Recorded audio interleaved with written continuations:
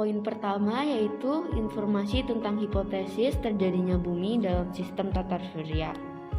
Terdapat 5 hipotesa, yaitu yang pertama hipotesa planetesimal, yang kedua hipotesa kabut, yang ketiga hipotesa pasang surut bintang, yang keempat hipotesa ledakan bintang, dan yang kelima adalah hipotesa Kuiper.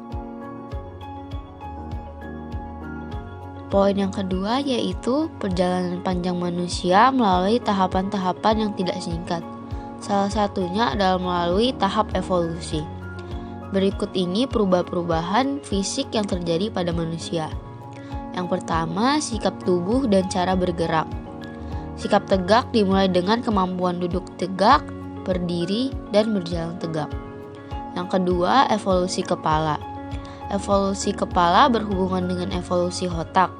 Hal ini dikarenakan semakin modern manusianya, maka semakin membesar pula volume otaknya, yang berpengaruh pada perubahan pola pikir, kebiasaan, cara hidup, dan pemahaman atas pengalaman. Yang ketiga yaitu perkembangan biososial manusia. Pada aspek ini menyangkut 3 hal penting, yaitu pembuatan alat, organisasi sosial, dan komunikasi dengan bahasa.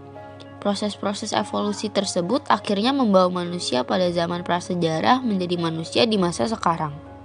Yang ketiga yaitu teori evolusi merupakan sebuah teori yang membahas mengenai perubahan atau perkembangan makhluk hidup, asal-usulnya serta keterkaitan genetiknya antara satu makhluk hidup dengan yang lainnya.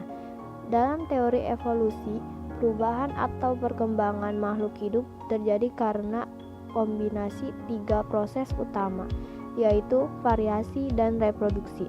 Teori evolusi juga menyebutkan bahwa evolusi terjadi karena proses seleksi alam. Dalam seleksi alam ini, sifat yang merugikan bagi makhluk hidup akan semakin berkurang. Sementara sifat yang menguntungkan akan memiliki peluang besar untuk bertahan dan bereproduksi. Yang keempat, zaman ini ditandai dengan temperatur yang terus menurun dan memungkinkan makhluk hidup makin berkembang. Jumlah ikan amfibi dan reptil makin banyak, jumlahnya besar-besar, fosilnya kini kita temukan di berbagai belahan dunia. Di zaman ini, hidup pula dinosaurus yang mendominasi bumi. Banyak juga burung dan binatang menyusui yang masih rendah tingkatannya. Zaman ini diperkirakan berlangsung 140 juta tahun lamanya. Dan poin yang terakhir yaitu jejak evolusi manusia yang hidup pada zaman tersier. Pada zaman tersier, binatang menyusui berkembang sepenuhnya, sementara bangsa reptil raksasa seperti dinosaurus semakin menghilang.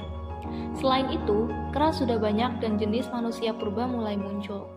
Zaman tersier dibagi menjadi 2 fase, yaitu kala paleogen dan kala neogen, yang masing-masing mempunyai ciri tersendiri dan dibagi kembali menjadi beberapa subzaman.